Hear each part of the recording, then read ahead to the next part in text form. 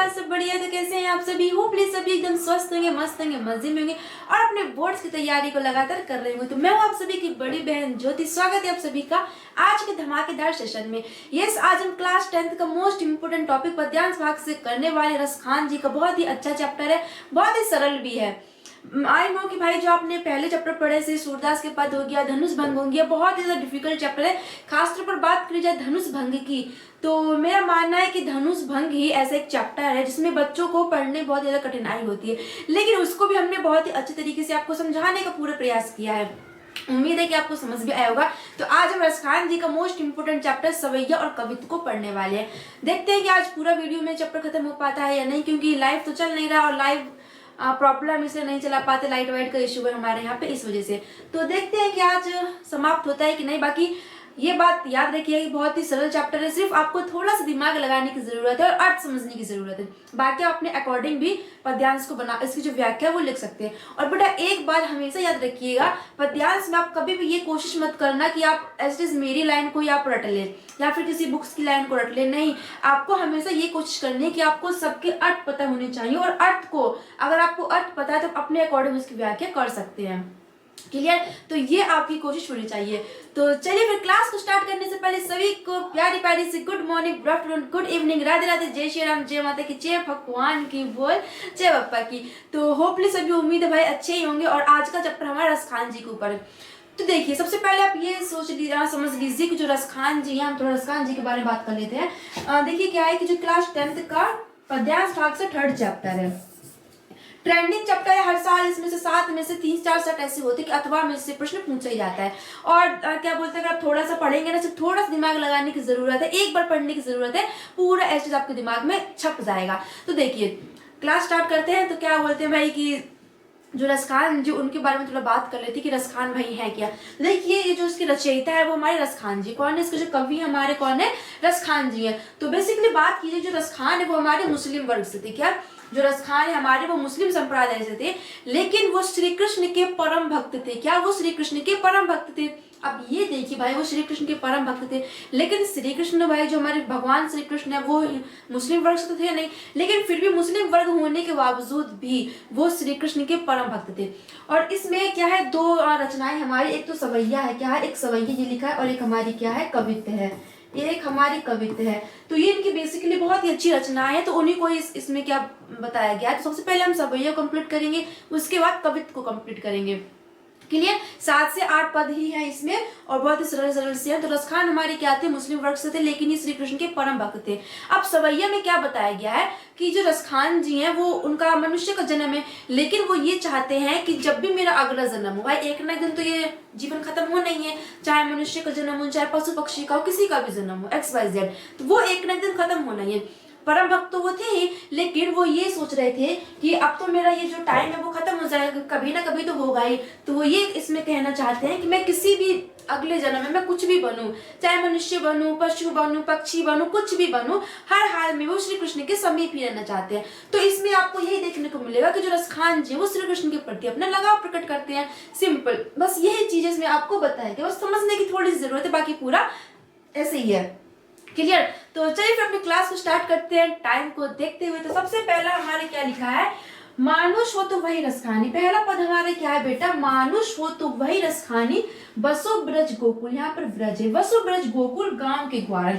अब देखिए रसखानी यहाँ पे आया हुआ, तो इसमें एक खास बात ये है, इसमें खास बात बेटा ये है कि देखिए 2 नंबर का संदर्भ आता है। संदर्भ में आपको क्या लिखना होता है कि जो भी आपको पद दिया हो, जो भी आपको पंक्तियां दी होती है, पद कह लीजिए, पंक्तियां कह लीजिए, कुछ भी बोल दीजिए, पैराग्राफ बोल दीजिए, जो भी आपको दिया होता है उसमें आपको 2 नंबर का क्या, आपको 2 नंबर का संदर्भ लिखना होता है। क्या लिखना होता है? 2 नंबर का आपको संदर्भ लिखना होता है। अब संदर्भ क्या होता है, संदर्भ में क्या होता है, आपको लिखना होता है कि जो भी पंक्तियां दी गई है वो किस चैप्टर से ली गई है, उसके लेखक कौन है, उसके रचयिता कौन है, उसके कवि कौन है, XYZ। और गद्यांश की बात करें तो लेखक, पद्यांश की बात करें तो क्या, रचयिता या फिर कवि। तो बेसिकली 2 नंबर का संदर्भ पूछा जाता है, जिसमें आपको पता लगाना पड़ता है कि इसमें कौन सा, ये मतलब किस चैप्टर से लिया गया, इसके रचयिता कौन है। अब देखिए भाई, ढूंढने में दिक्कत होता है कि ढूंढेंगे कैसे, क्योंकि धनुष भंग हो गया, सूरदास के पद तो ठीक है मतलब सरल है, लेकिन इसमें बेटा एक एग्जैक्ट बात यह है कि आपको इसके हर एक पद में रसखान देखने को मिलेंगे। क्या? हर एक पद में रसखानी वर्ड आपको देखने को मिलेगा, जिससे आपको पता चल जाएगा कि रसखान जिसके रचयिता था, रसखान जिसके कवि है, और सवैया से ये लिया गया। तो ये बात ध्यान रखिएगा, बहुत ही सिंपल है। इसमें आपको रसखानी देखने को मिलेगा, जहां भी आपको रसखानी देखने को मिलता है समझ जाइएगा रसखान जिसके रचयिता है और सवैया से लिया गया है। तो अब चलिए देखते हैं कि क्या लिखा है। तो क्या लिखा है, मानुष हो तो वही रसखानी, वसु ब्रज गोकुल गांव के ग्वार। मानुष माने क्या होता है, मनुष्य। हो मतलब हो तो वही मतलब वही। रसखानी का मतलब देखिए मैंने आपको बताया कि जहां भी आपको रसखानी देखने को मिलेगा उसका अर्थ आपको पता चल जाएगा भाई रसखान जी ने लिखा है। लेकिन कभी नहीं यहाँ रसखानी का मतलब क्या हो जाएगा, भगवान श्री कृष्ण। रसखानी का मतलब क्या हो जाएगा, भगवान श्री कृष्ण। बसो मतलब क्या होता है, निवास करना। बसो मतलब क्या होता है, निवास करना। ब्रज मतलब ब्रज, गोकुल मतलब गोकुल, गांव मतलब गांव, ग्वाल मतलब क्या होता है, ग्वाल। ग्वाले क्या होता है, ग्वाले बेटा क्या होता है, जो गैया चराते हैं ना उनको ग्वाले बोलते हैं, जो गैया चराते हैं उनको ग्वाले बोलते हैं। जो पशु हो तो कहाँ वस मेरो, चरो नित्य नंद की धेनु माझारन। अब सबसे पहले एक लाइन का अर्थ समझते हैं कि एक लाइन में रसखान जी क्या कहना चाहते हैं। तो मानुष हो तो वही रसखानी, बसु ब्रज गोकुल गांव के ग्वार। अब देखिए इसमें क्या लिखा है कि रसखान जी श्री कृष्ण के प्रति अपना लगाव प्रकट करते हैं। वो कहना चाहते हैं कि यदि मैं मनुष्य बनूं, कि यदि मेरा अगला जन्म मनुष्य का हो तो मैं ब्रज गोकुल गांव के ग्वालों के बीच निवास करना चाहता हूँ। अर्थ समझिए, बना के अपनी तरफ से लिखिए। समझिए मैं क्या बोल रही हूँ, समझ में आए, उसके बाद अपने अकॉर्डिंग व्याख्या को लिखिए। इसी को प्रयास कीजिएगा कि अपने अकॉर्डिंग आप लिख सके, क्योंकि रट नहीं सकते हो। ठीक है, तो क्या लिखा है, मानुष हो तो वही रसखानी, वसु ब्रज गोकुल गांव के ग्वार। अर्थात रसखान जी श्री कृष्ण के प्रति अपना लगाव प्रकट करते हुए कहते हैं कि यदि मैं मनुष्य बनूं, या फिर मनुष्य का जन्म लूं, कुछ भी आप लिख सकते हैं। यदि मैं मनुष्य बनूं तो हे कृष्ण मैं ब्रज गोकुल गांव के ग्वालों के बीच में निवास करूं। क्लियर? यदि मैं मनुष्य बनूं तो हे कृष्ण मैं ब्रज गोकुल गांव के ग्वालों के बीच में निवास करूं। क्लियर? अब आगे क्या लिखा है कि जो पशु हो तो कहाँ बस मेरो, चरो नित्य नंद के धेनु मझारन। मझारन माने क्या होता है, बीच में। मंझारन माने क्या होता है, बीच में। धेनु मतलब होता है गैया। नंद मतलब होता है जो श्री कृष्ण के पिताजी यानी नंद बाबा। जो पशु मतलब क्या होता है, पशु क्या होते हैं, गैया हो गई, शेर भेड़ बकरी ये सब ही होती हैं, लेकिन वो गैयों की बेसिकली यहाँ पर बात की गई है। और वो कहते हैं कि जो पशु हो तो कहाँ वस मेरो, और वो कहते हैं यदि मैं पशु का जन्म ले, तो यदि मुझे अगले जन्म में पशु बनाया जाता है उसमें तो मेरा कोई वश ही नहीं है, लेकिन फिर भी मैं चाहता हूँ कि मैं नंद बाबा के गैयों के बीच में चरूं। क्लियर? वो बोलते हैं कि यदि मैं पशु बनूं तो उसमें तो मेरा कोई वश ही नहीं है, लेकिन हे श्री कृष्ण, हे रसों के खान, हे आनंद के भंडार, मैं चाहता हूँ फिर भी कि मेरा जो मैं जो है क्या प्रतिदिन नंद बाबा की गायों के बीच में निवास करूं। सिंपल। अब आगे क्या लिखा है, पाहन हो तो वही गिरी को। गिरी मतलब क्या होता है, पर्वत, लेकिन यहाँ पर किसकी बात की गई है, गोवर्धन पर्वत की बात की गई है। पान मतलब क्या होता है, पत्थर। जो धरियो माने क्या होता है, धारण किया। तो छत्र माने छाता की तरह। पुरंदर माने क्या होता है, भगवान इंद्र। पुरंदर माने बेटा क्या होता है, भगवान इंद्र। अब वो क्या कहते हैं कि यदि मैं पत्थर बनूं तो उसी गोवर्धन पर्वत का, क्या यदि मैं पत्थर बनूं तो उसी गोवर्धन पर्वत का जिसे भगवान श्री कृष्ण ने ब्रज या फिर गोकुल वासियों को बचाने के लिए अपनी छोटी उंगली पर, इसको चिंगली बोलते हैं बेसिकली गांव की भाषा में, तो अपनी छोटी उंगली पर उसको धारण कर लिया, जिससे सभी गोकुलवासी बच गए थे। देखिए इसमें थोड़ी सी स्टोरी क्या है बता देती हूँ, पीछे की स्टोरी क्या है कि एक बार क्या हुआ था कि भाई जो गोपियां है, बाकी जितने भी लोग थे गोकुल के व्रज के, वो सब भगवान किसको मतलब श्री कृष्ण को अपना भगवान मानते थे। इसी वजह से भाई जो इंद्रदेव है वो गुस्सा गए थे, है ना। तो एक दिन क्या हुआ, वो उनका जो गुस्सा अति बढ़ गया था, तो उन्होंने प्रकोप कर देते, क्रोधित होकर के प्रकोप कर देते हैं। तो उन्होंने घनघोर वर्षा कर दी थी। किसने, इंद्र ने घनघोर वर्षा कर दी थी, जिसकी वजह से पूरा जो गोकुल है और पूरा व्रज है, पूरा भाई मतलब वर्षा ही वर्षा हो रही थी। तो सब इधर पुधर हो गए थे, गैया इधर से उधर घूमने लगी थी, तो सब लोग डर गए थे। सबको लगने लगा था क्या हम लोग बच पाएंगे नहीं। तो भगवान श्री कृष्ण ने सबकी रक्षा करने के लिए अपनी इस छोटी सी उंगली पर इस पूरे गोवर्धन पर्वत को छाती की तरह धारण कर लिया था, और उसी गोवर्धन पर्वत के नीचे आकर सभी लोग आ गए थे, जिससे कि उस वर्षा से, इंद्र के प्रकोप से वो बच गए थे। तो यही वो उन्होंने बोला है कि यदि मैं पत्थर बनूं तो उसी गोवर्धन पर्वत का पत्थर बनूं, जिसे श्री कृष्ण ने गोकुल व्रजवासियों को बचाने के लिए, इंद्र के प्रकोप से बचाने के लिए अपनी छोटी उंगली पर छाती की तरह धारण कर लिया था। क्लियर? जो खग, खग मतलब क्या होता है पक्षी, खग मतलब क्या होता है पक्षी। जो खग हो तो वशेरो करूं, वशेरो मतलब निवास करूं या बसेरा करूं। मिली मतलब मिलकर, कालिंदी मतलब क्या होता है, कालिंदी किसका पर्यायवाची, यमुना नदी का। याद रखिएगा कालिंदी किसका पर्यायवाची बेटा, यमुना नदी का। इसका देखिए एक क्या बोलते हैं सूर्य सुता हो गया ना, सूर्य सुता हो गया, अर्क जन्म हो गया, तो ये सब किसके क्या बोलते हैं, यमुना नदी की पर्यायवाची। सूर्य सुता मतलब सूर्य की पुत्री, यमुना नदी को सूर्य की पुत्री भी कहा जाता है, इसलिए सूर्य सुता बोल दिया जाता है। तो सूर्य सुता, कालिंदी है ना, अर्क जा मतलब सूर्य से जन्मा, अर्क माने सूर्य, जा से मतलब जन्मा, अर्क जन्मा, सूर्य सुता, कालिंदी, ये सभी यमुना नदी की पर्यायवाची है। तो कालिंदी मतलब क्या होता है, यमुना नदी का। कुल मतलब होता है किनारे, कदम वृक्ष है, कदम का नाम वृक्ष है एक, डाल मतलब डाल पर। अब वो क्या बोलते हैं कि यदि मैं पक्षी बनूं, क्या यदि मैं पक्षी बनूं तो हे कृष्ण यमुना नदी के किनारे कदम की डाल पर मिलकर, किससे, सभी पक्षियों के साथ मिलकर के वशेरा करूं। समझ में आई बात। तो यहाँ पर ये हमारी व्याख्या खत्म होती है। तो कैसे आपको अपनी भाषा में लिखना है, आप देखिए मैं अपनी भाषा में बताया, पहले तो मैंने आपको अर्थ बताया, तो अर्थ आपको जानना है और फिर अपने तरफ से भाई घुमा फिरा के अच्छी सी व्याख्या बनानी है आपको, ठीक है। तो कैसे आपको लिखना है कि रसखान जी श्री कृष्ण के प्रति, क्या कवि रसखान जी श्री कृष्ण के प्रति अपना अत्यधिक लगाव प्रकट करते हुए कहते हैं कि यदि मैं मनुष्य बनूं, यदि मैं अगले जन्म में मनुष्य बनूं तो हे कृष्ण मैं ब्रज गोकुल गांव के ग्वालों के बीच में निवास करूं, और यदि मैं क्या बनूं, यदि मैं पशु बनूं तो उसमें तो मेरा कोई वश ही नहीं है, लेकिन फिर भी मैं प्रतिदिन नंद बाबा की गायों के बीच में चलना चाहता हूँ। मंझार मतलब क्या होता है बीच में।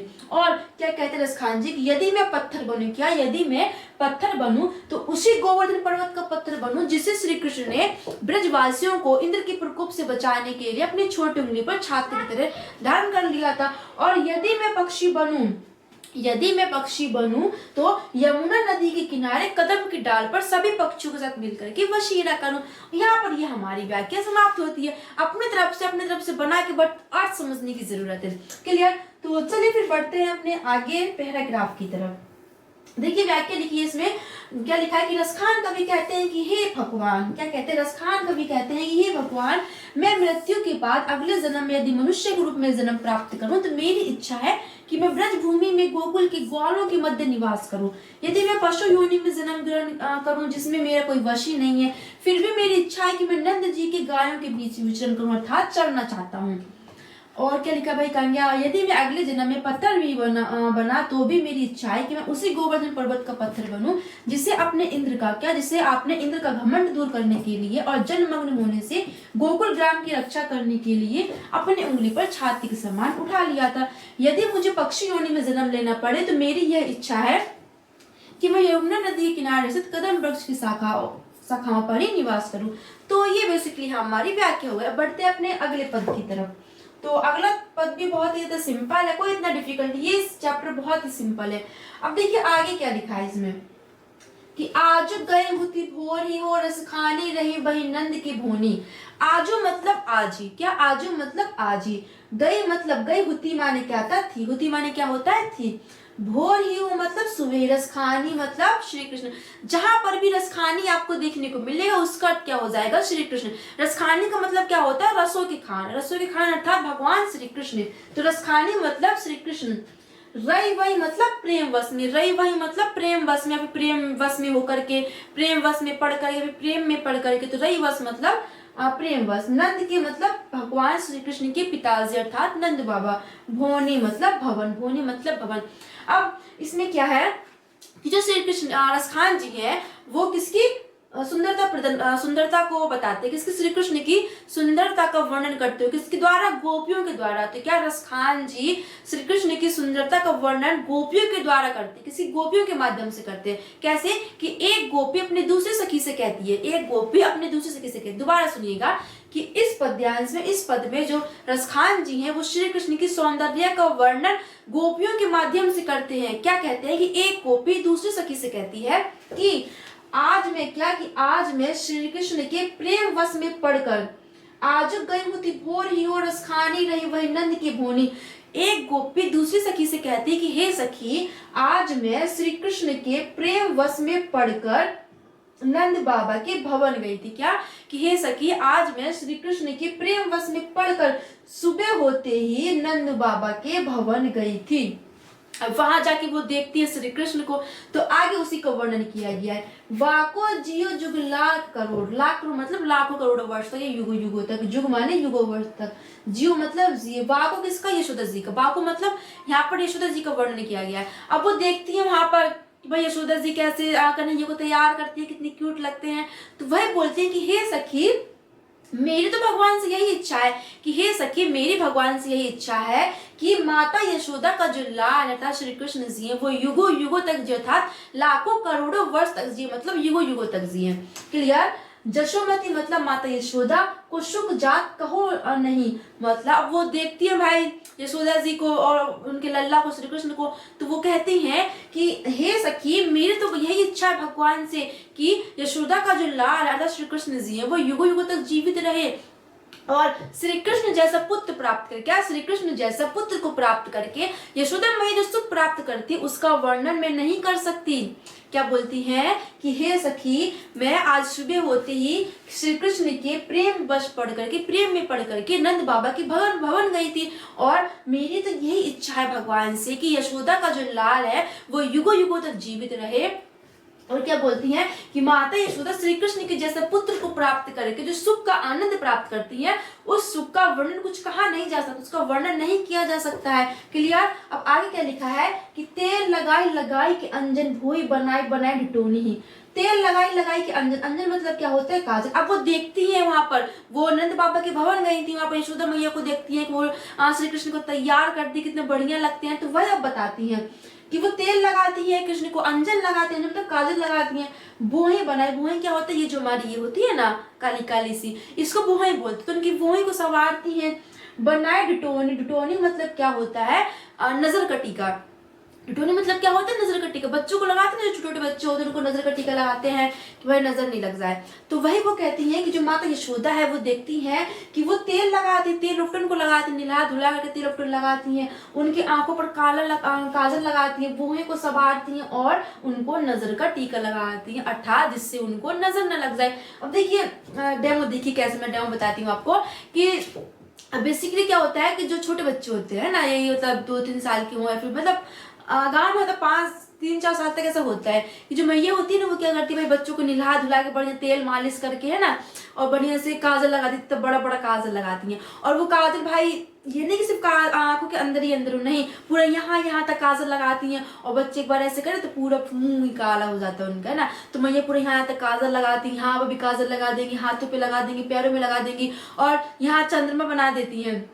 देखा हो भाई छोटे छोटे बच्चों को यहाँ माता चंद्रमा बना देती है मैया कि बच्चों को नजर नहीं लगे। तो वही बोलती है कि तेल लगाती है, काजल लगाती हैं और उनकी भूमि को संवार देती हैं और नजर का टीका लगा देती हैं, जिससे कि श्री कृष्ण को नजर ही न लगे। और भाई हम तो में से बच्चे हैं वो तो क्यूट होते हैं, मतलब बच्चे तो क्यूट होते ही हैं, है ना। लेकिन श्री कृष्ण की बात हो तो श्री कृष्ण तो भाई बहुत ही सुंदर थे और छोटे में वो इतनी लीलाएं करते थे तो और ही क्यूट लगते थे। तो वही बोलती है कि माता यशोदा उनको नजर का टीका भी लगा देती हैं। क्लियर। डारे हमेले निहार निहारत बारत जो पुचकारत छोनही, डारे मतलब पहनाकर, हमेला निहार मतलब एक हार होता है श्री कृष्ण जी अपने वक्ष पर, वक्ष मतलब क्या होता है गले पर, तो वो हार हमेला निहार मतलब सोने का हार बोल सकते हैं आप। तो वो सोने का हार उनको पहनाती हैं, निहारत माने और उनको निहारते अर्थात उनको देखती रहती हैं। भारत ज्यों, भारत मतलब क्या होता है, न्यौछावर करना, ऐसे मतलब बच्चे को तैयार कर मैया ऐसे निहारती है, कितना सुंदर लग रहा है ना, ऐसे निहारती है भाई, तो ये मतलब होता है न्यौछावर करना। पुचकारत माने फिर पुचकारती, छोने माने लाल को फिर बेटा को। फिर क्या बोलती है कि जो माता यशोदा है सखी, माता यशोदा जो है वो श्री कृष्ण के गले पर सोने का हार पहनाती है और उनको बार बार निहारती रहती हैं, क्या उनको बार बार निहारती रहती हैं और अपना सब कुछ उन पर न्यौछावर कर देती है ना, ऐसे न्यौछावर करती है भाई कितना बढ़िया लग रहा है, तो वो अपना सारा सुख उन पर न्यौछावर कर देती है। उसके बाद वह श्री कृष्ण को छोने मतलब लाल, वह अपने लाल को पुचकारने लग जाती है, फिर पुचकारती है। क्लियर। तो ये हमारी व्याख्या पर समाप्त होती है। अब कैसे आपको लिखना है भाई अपने उसमें, तो क्या लिखना है कि रसखान जी, क्या रसखान जी श्री कृष्ण के सौंदर्य का वर्णन गोपियों के द्वारा करते हुए, गोपियों के माध्यम से करते हुए कहते हैं कि एक गोपी दूसरी सखी से कहती है, क्या दोबारा सुनिएगा, आराम सुनिएगा, कि रसखान जी श्री कृष्ण के सौंदर्य का वर्णन गोपियों के माध्यम से करते हुए कहते हैं कि एक गोपी दूसरी सखी से कहती है कि हे सखी, आज मैं श्री कृष्ण के प्रेम वश में पढ़ करके नंद बाबा के भवन गई थी और वहां मैंने, और वो क्या कहती है कि मेरी तो भगवान से यही इच्छा है कि यशोदा का बाकु, मतलब यशोदा का जो लाल है वो युगों युगों तक जीवित रहे। और ये कहती है कि माता यशोदा श्री कृष्ण के जैसे पुत्र को प्राप्त करे कि जो उसको सुख प्राप्त होता है, उनको उस सुख का वर्णन नहीं किया जा सकता है। और मैं क्या देखती है, और मैं क्या देखती हूँ वहां पर कि जो माता यशोदा है वो श्री कृष्ण को नीला धुला के तेल लगाती हैं, आंखों में काजल लगाती, उनकी भौहें को संवारती और उनको नजर का टीका भी लगा देती हैं और गले में हार पहना के, गले में सोने का हार पहना करके उनको ही निहारती रहती और अपना सब कुछ उन पर न्यौछावर कर देती हैं और बाद में उनको पुचकारती भी हैं। क्लियर? तो ये हमारी व्याख्या यहाँ पर व्याख्या लिखी है, तो देखिए क्या लिखा है कि एक गोपी दूसरी गोपी से कहती है कि हे सखी, आज प्रातः काल होती है फिर प्रातः काल के समय श्री कृष्ण के प्रेम मग्न हुई मैं नंद जी के घर गई थी। मेरी कामना है कि उनका पुत्र श्री कृष्ण लाखों करोड़ों युगों तक जीवित रहे। यशोदा के सुख के बारे में कुछ कहते नहीं बनता, अर्थात उनका अवर्णनीय सुख की प्राप्ति हो रही है। वे अपने पुत्र को श्रृंगार कर रही थी, वे श्री कृष्ण के शरीर में तेल लगाकर आंखों में काजल लगा रही थी। उन्होंने उनकी सुंदरता सी भौहें संवार कर बुरी नजर से बचाने के लिए माथे पर टीका, ढिढोरा मतलब माथे पर जो कर टीका लगाते हैं, नजर से बचाने के लिए लगा दिया था। वे उनके गले में सोने का हार डालकर और एकाग्रता से उनके रूप को निहार कर अपने जीवन को न्यौछावर कर रही थी और प्रेम वश में बार बार अपने पुत्र को पुचकार रही थी। तो यहाँ पर ये हमारी व्याख्या खत्म होती है। बढ़ते हैं अब अपने अगले पद की तरफ।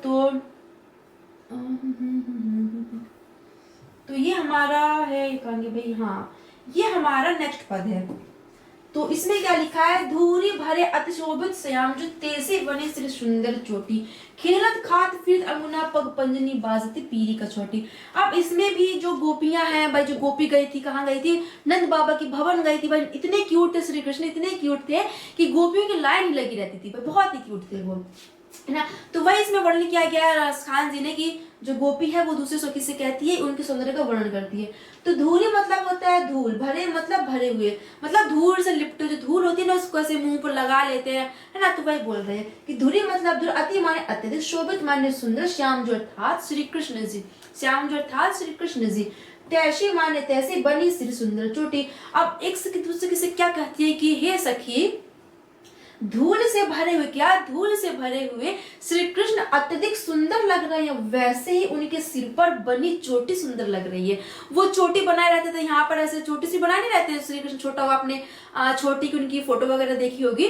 तो वही बोलती है कि हे सखी, क्या बोलती है कि एक गोपी दूसरी से कहती है कि हे सखी, श्री कृष्ण क्या कि धूल से भरे हुए श्री कृष्ण अत्यधिक सुंदर लग रहे हैं और वैसे उनके सिर पर बनी चोटी भी सुंदर लग रही है। क्लियर?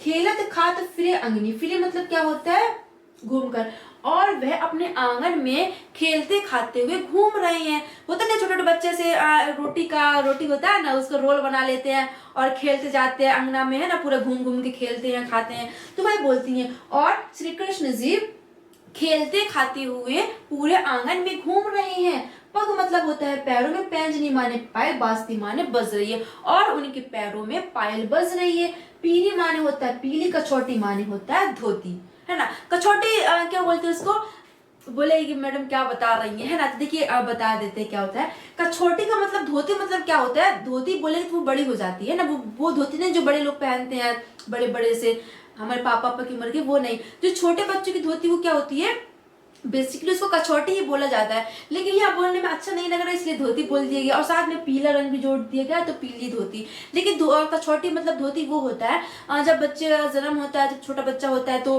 उसकी जो मैया होती है वो पहले से सिल विल के बना देती है ना, धोती की तरह सिल के बना देती है, उसी को पहनाती है। तो बेसिकली समझ में आ रहा होगा आपको, तो उसी को हम कछोटी बोलते हैं। और क्या बोलती है कि खेलते खाते हुए अपने अंगना में घूम रहे हैं और उनके पैरों पर पायल बज रही है और उन्होंने पीली धोती को पहन रखा है।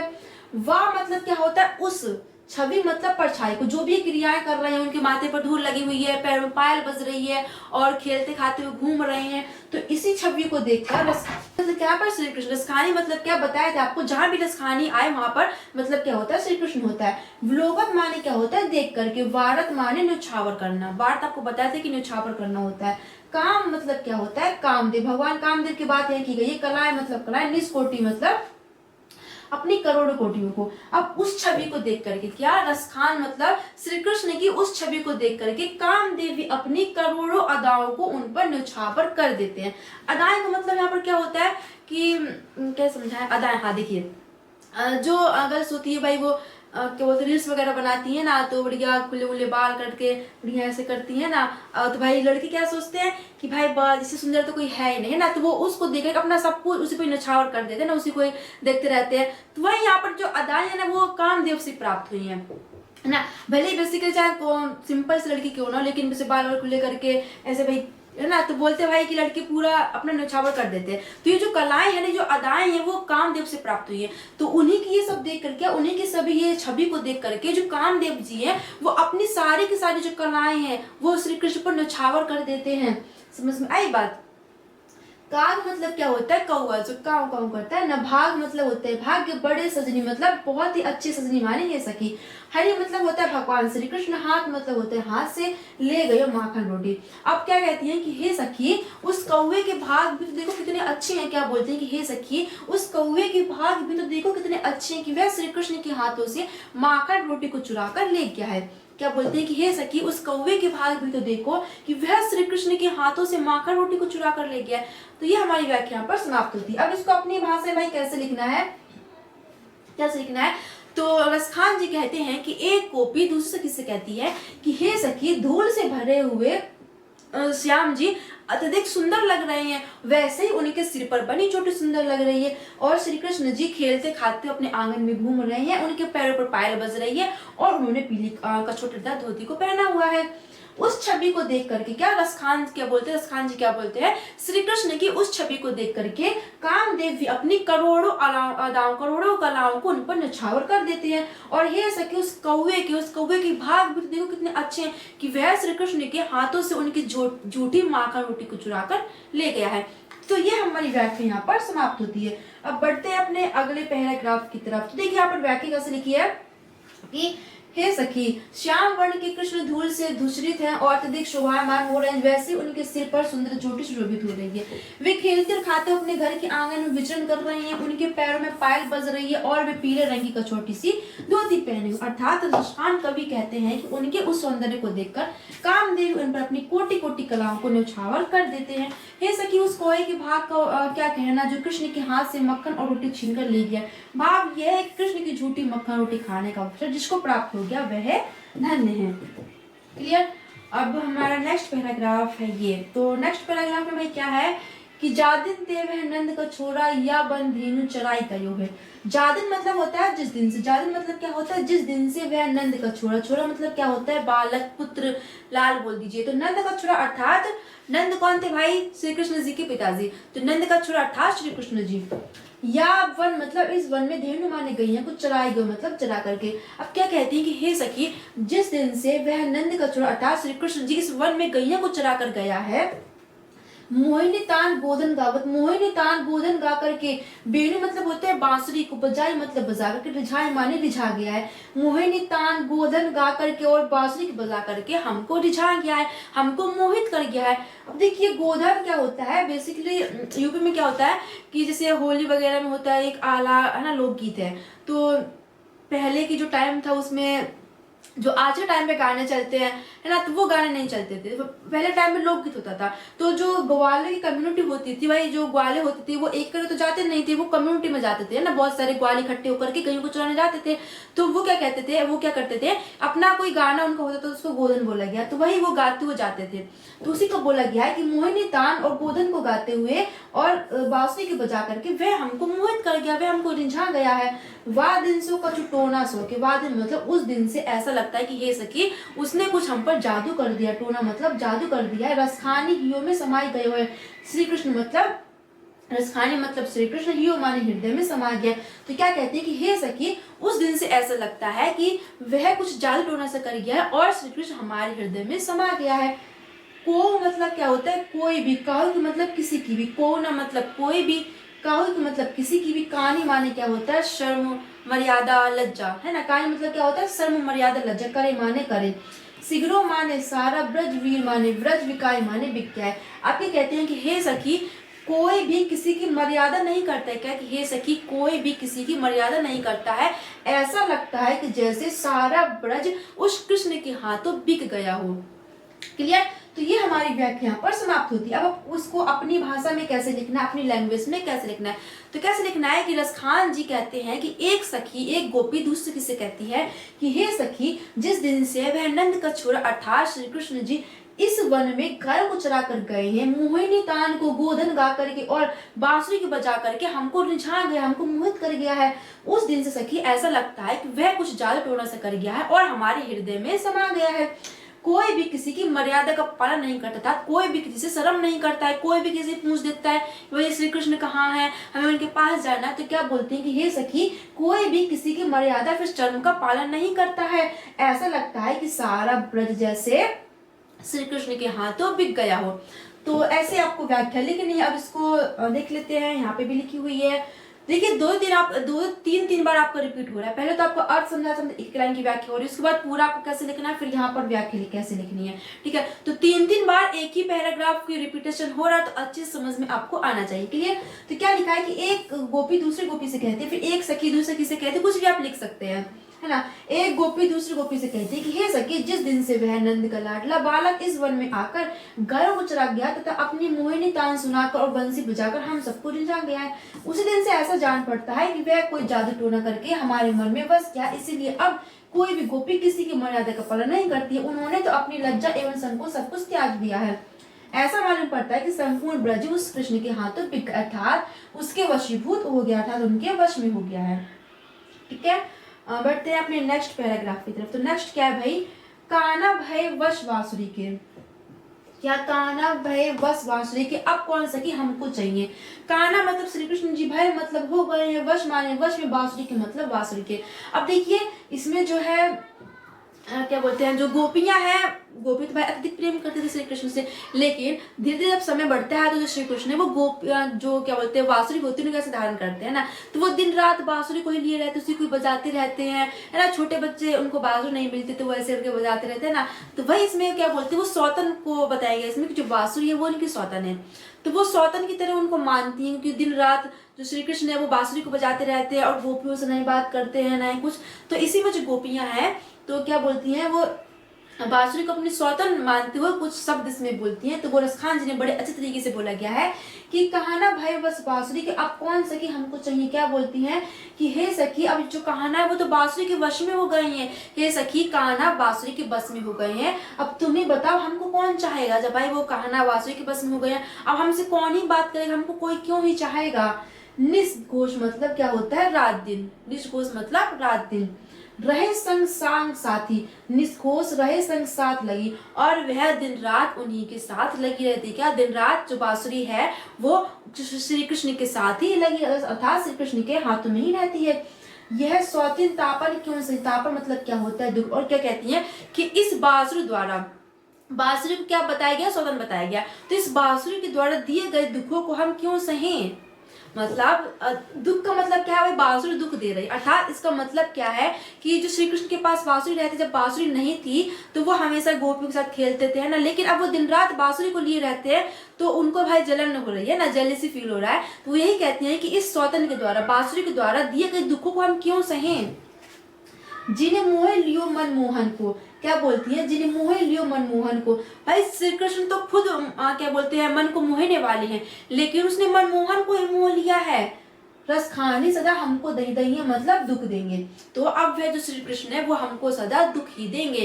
क्या बोलते हैं कि जो खुद मन को मोहने वाले हैं, जो दूसरों के मन को मोहने वाले हैं, उसी बांसुरी ने उन्हीं को मन मोहने वाले श्री कृष्ण को अपने वश में कर लिया, उन्हीं को मोह लिया है। तो अब जो श्री कृष्ण है वो सदा हमको दुख ही देंगे।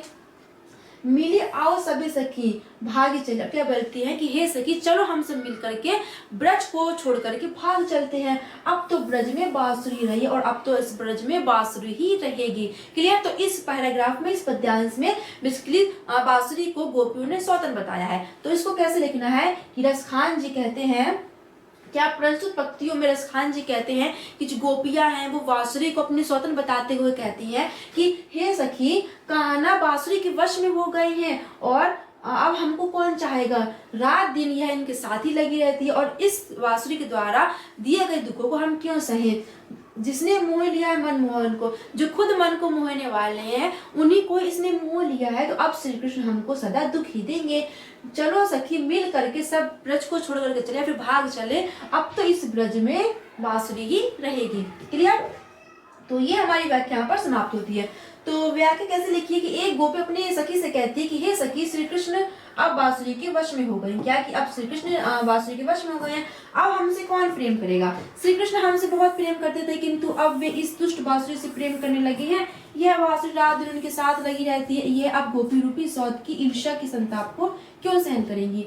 जिस बांसुरी ने हमारे मन को मोहने वाले कृष्ण को अपने प्रेम से मोहित कर लिया है, वह हमें सदी ईर्ष्या से जलाती रहेगी। हे सखी आओ हम सब मिलकर ब्रज छोड़कर अन्य अर्थात कहीं और चले, क्योंकि यहाँ अब केवल बांसुरी रह सकेगी, अर्थात कृष्ण के प्रेम से वंचित होकर हमारा अब ब्रज में निर्वाह नहीं हो सकता है।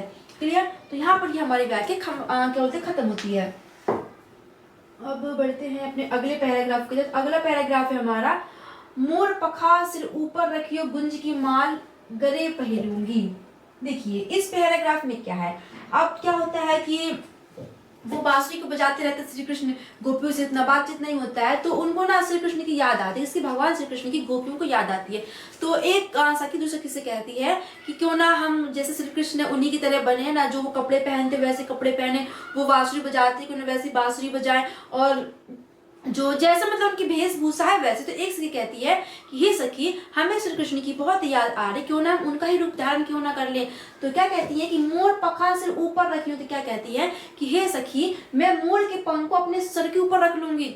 जो श्री कृष्ण जी है वो अपने सर पर मोर के पंख को रखते थे और तो मोर के पंख को लगाए रखते थे। तो वही कहती है कि हे सखी मैं अपने सर पर मोर का पंख रख लूंगी, गुंज की माल गले पहनूंगी, और वो जो अपने वक्ष स्थल पर गले पर गुंजों की माला पहनते थे उसको भी पहन लूंगी।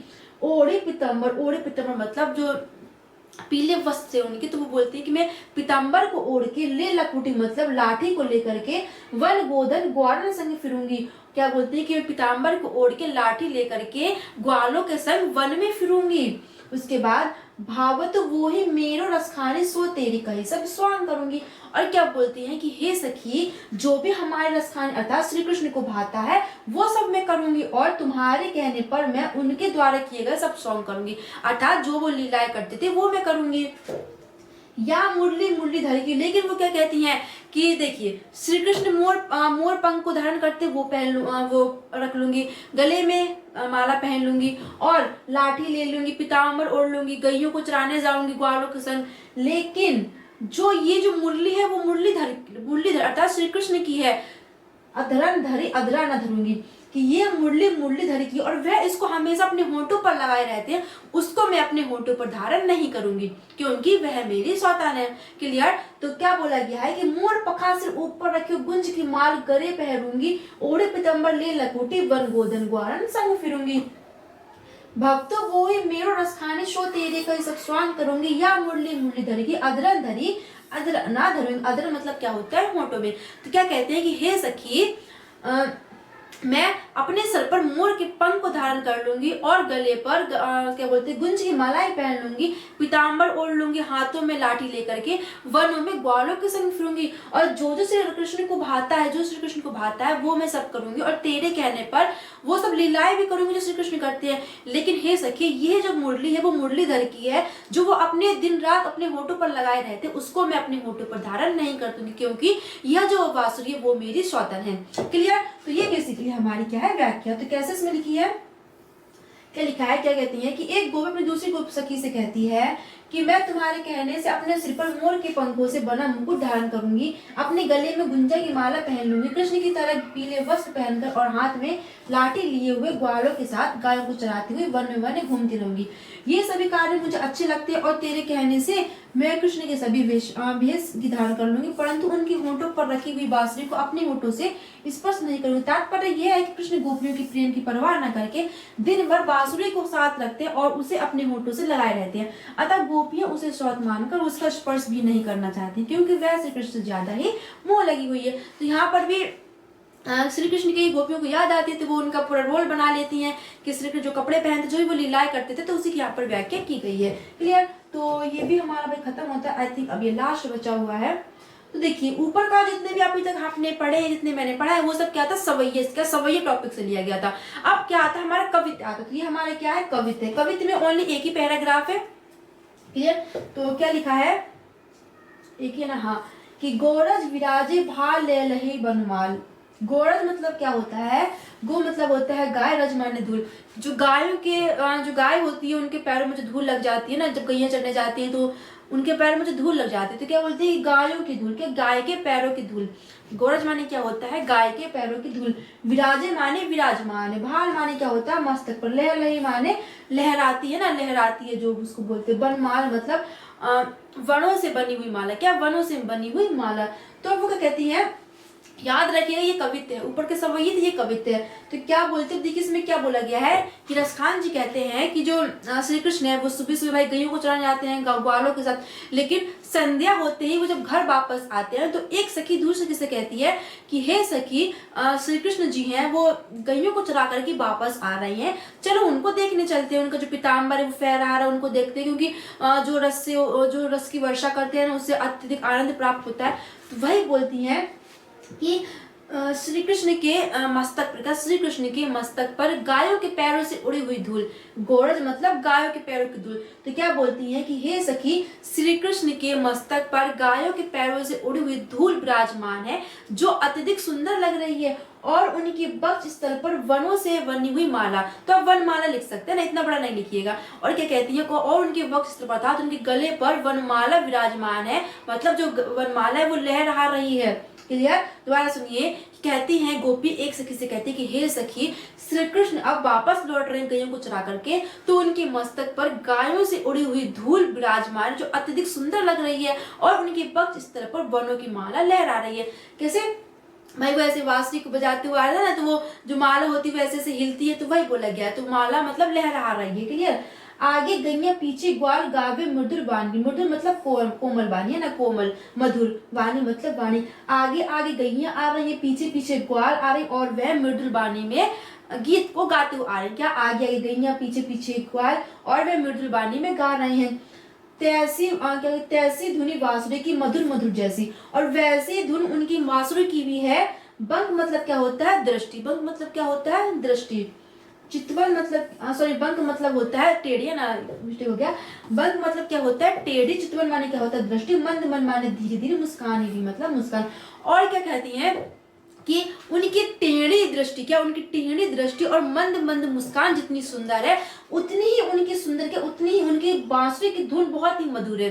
क्या बोलती हैं कि उनकी टेढ़ी दृष्टि और मंद मंद मुस्कान जितनी सुंदर है, वैसे ही उनकी बांसुरी की मधुर मधुर धुन भी है। क्लियर?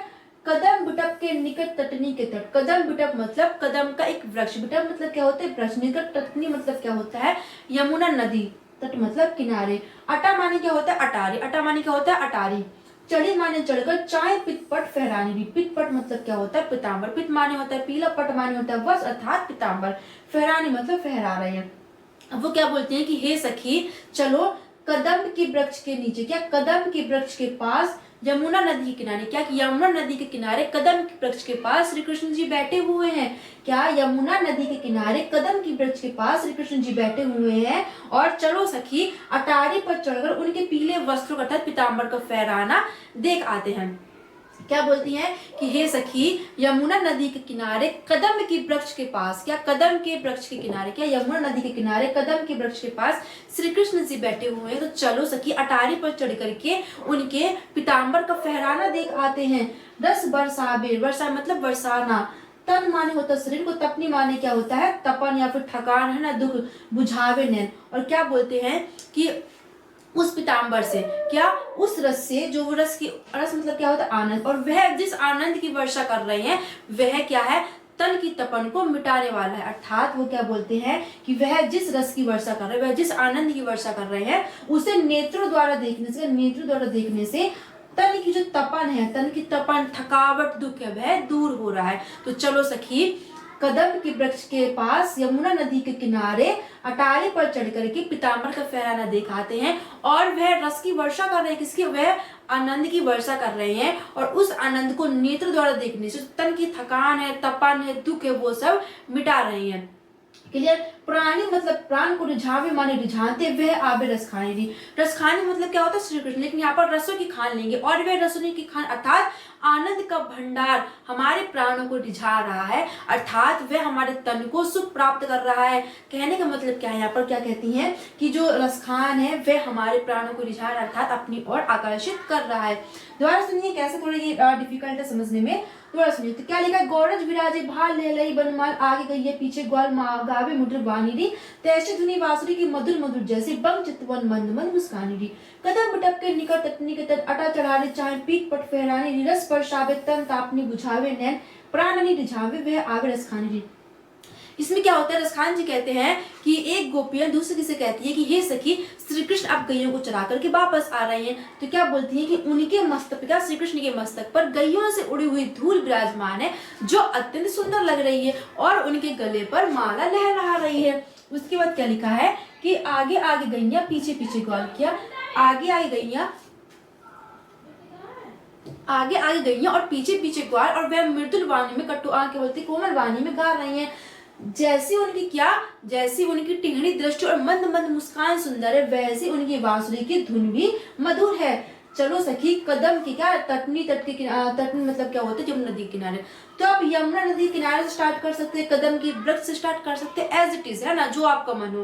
क्या लिखेंगे कि यमुना नदी किनारे कदम के वृक्ष के पास श्री कृष्ण जी बैठे हुए बांसुरी बजा रहे हैं। तो चलो सखी, अटारी पर चढ़ करके उनके पीताम्बर का फहराना दिखाएं, और वह जिस रस की क्या, वह रस बरसा, अर्थात वह आनंद को बरसा रहे हैं। तो चलो सखी, जो वे आनंद को बरसा रहे हैं, उससे नेत्रों द्वारा देखने से जो तन की, जो शरीर की थकावट है वह मिट जाती है, और वह आनंद का भंडार, अर्थात श्री कृष्ण आनंद का भंडार हमारे प्राणों को रिझाने वाला है, अर्थात वह हमें अपनी ओर आकर्षित करता है ना। वो है आकर के हमें, मतलब जब वो उनके आसपास होते तो वो बांसुरी बजाते, तो वो कहती है कि ये हमें, हमारे मन को रिझाता, हमारे प्राणों को रिझाते और हमें अपनी ओर आकर्षित करते हैं। क्लियर? तो ये हमारी व्याख्या यहाँ पर समाप्त होती है। अब देखिए भाई, व्याख्या कैसे लिखी हुई है यहाँ पर, देखिए अर्थ समझिए, कहना क्या चाहते हैं वो समझिए, और अपने तरफ से अपने मन से बना के लिखिए। हमेशा आपको यही कोशिश करनी है कि आपको अपने मन से बनाकर लिखना है। अपने मन से बनाने का मतलब ये नहीं कि आप कुछ भी लिख दीजिए ना, जो अर्थ है सिर्फ वही लिखना है ना, समझ में आना चाहिए कि जो कहना चाहते हैं कभी वही लिखा हुआ है। तो क्या लिखिए भाई, गोपी कहती है कि हे सखी, वन से गायों के साथ लौटते हुए कृष्ण के मस्तक पर गायों को चलने से उड़ी हुई धूल सुशोभित हो रही है। उनके गले में वन के पुष्पों की माला, क्या वन के पुष्पों की माला पड़ी हुई है। कृष्ण के आगे गाय चल रही है, और पीछे मधुर स्वर में गाते हुए ग्वाल चल रहे हैं। जितनी मधुर और बाकी वाणी श्री कृष्ण की चितवन है, उतनी ही बाकी उनकी धीमी धीमी मुस्कान है। उनकी इस मधुर छवि के अनुरूप ही उनकी वंशी की मधुर मधुर तान है। हे सखी, कदम वृक्ष के पास यमुना नदी किनारे खड़े कृष्ण के पीले वस्त्र का फहराना जरा अटारी पर चढ़कर तो देख लो। रस की खान वह श्री कृष्ण चारों ओर सौंदर्य और प्रेम रस की वर्षा करते हुए शरीर और मन की जलन को शांत कर रहे हैं। उनका सौंदर्य नेत्रों की प्यास और को बुझा रहा है, और प्राणों को अपनी ओर खींचकर रिझा रहा है। बात समझ में आई? तो यहाँ पर ये हमारा पूरा चैप्टर खत्म होता है। उम्मीद है कि सभी को अच्छे समझ आया होगा। बहुत ही सिंपल तरीके से समझाया आपको बेटा। देखिए, बहुत ही सरल चैप्टर, बस आपको अर्थ को समझना है और आपको कंफ्यूज नहीं होना। आई नो बहुत से स्टूडेंट्स कंफ्यूज होते हैं कि ये दीदी ऐसे बताती है, मैडम ऐसे बताती है, किताब में कुछ और लिखा, इस बुक्स में कुछ और लिखा है। नहीं, अर्थ वही है, अर्थ वही है, लेकिन सभी अपने अकॉर्डिंग बताते। देखिए, कहने का मतलब ये है कि आपसे किसी ने कुछ बात का, अगर आप किसी और से कहेंगे तो अपने अकॉर्डिंग बताएंगे ना, तो ऐसे डायरेक्ट इनडायरेक्ट होता है ना इंग्लिश में, वैसे ही। तो आपको अपने अकॉर्डिंग लिखना है, बस समझना है कि अर्थ उसमें कहना क्या चाहते हैं। तो ये हमारा भाई व्याख्या पर खत्म होती है। बहुत ही इंपॉर्टेंट चैप्टर है, क्लियर, बहुत ही इंपॉर्टेंट चैप्टर है। हर साल पूछे जाते हैं, तो छोड़ना बिल्कुल नहीं है, सरल भी है। तो अर्थ को याद करिए, अर्थ को समझिए और व्याख्या अपनी तरफ से बनाने की कोशिश कीजिए। क्लियर? तो चलिए फिर आज का टॉपिक हमारे एक ही वीडियो में समाप्त होता है। उम्मीद है कि आपको अच्छे समझ में आया होगा, और कोई भी डाउट होता है कुछ भी तो आप कमेंट बॉक्स में बता सकते हैं। और देखिए एक बात और आपको बता दें कि देखिए पढ़ना है आपको, है ना। देखिए पढ़ाई के लिए आपको मेहनत तो करनी पड़ेगी, लेकिन देखिए अगर आप मेहनत कर रहे हैं, है ना, अगर आप 8 से 10 घंटे पढ़ रहे हैं, घर वालों को लग रहा है कि आप 8 से 10 घंटे पढ़ रहे हैं, लेकिन बेटा आपको दिखावे में नहीं पढ़ना है। आपको अगर 3 से 4 घंटे भी आप पढ़ते हैं तो जितना आप टाइम दे रहे हैं, मतलब 2 घंटा भी दे रहे हैं ना टाइम, तो 2 घंटा दे रहे हो तो उतना जितना 2 घंटे में आप पढ़ रहे हैं ना पूरा आपके दिमाग में स्टोर होना चाहिए। ये नहीं कि आप 8-8 घंटे तक 8-8 9-9 घंटे तक पूरा आप किताब के सामने बैठे हैं, फोन से लेक्चर्स को देख रहे हैं। मम्मी लोग पापा लोग सोच रहे हैं कि भाई बेटा पढ़ रहा है, 8-8 घंटे तक लेक्चर देख रहा है। नहीं बेटा, अपने आप को धोखा नहीं देना है। आप 1 घंटा पढ़िए, लेकिन अच्छे से पढ़िए, क्योंकि जब आपका रिजल्ट आएगा ना, तो अभी आपके पेरेंट्स बोल रहे हैं कि बेटा 8-8 घंटे लाइब्रेरी में समय बिताता है ना, पढ़ रहा है, 8-8 घंटे के लेक्चर ले रहा है, लेकिन आपको रिजल्ट आएगा और रिजल्ट अच्छा नहीं होगा, तो वही लोग बोलेंगे कि फोन नहीं चलाता होगा, पढ़ नहीं रहा होगा। इसीलिए आपको क्या करना, आप 2 घंटे पढ़िए, 3 घंटे पढ़िए, लेकिन जितना आप पढ़ें एग्जैक्ट पढ़ें। आपको सभी की तरह, सभी देखिए सभी तो नहीं बनना कि भाई वो 8 घंटे पढ़ता है हम भी 8 घंटे पढ़ेंगे, वो रात में पढ़ता है हम भी रात में पढ़ेंगे। नहीं, जब आपका मन करे आप तब पढ़। अब ये नहीं भाई मन तो किसी का नहीं करता पढ़ने का, नहीं, पढ़ना तो है, मन की बात नहीं यहाँ पर। मतलब जब आपका मन, अगर आपको सुबह भाई आपका पढ़ने मन लगा तब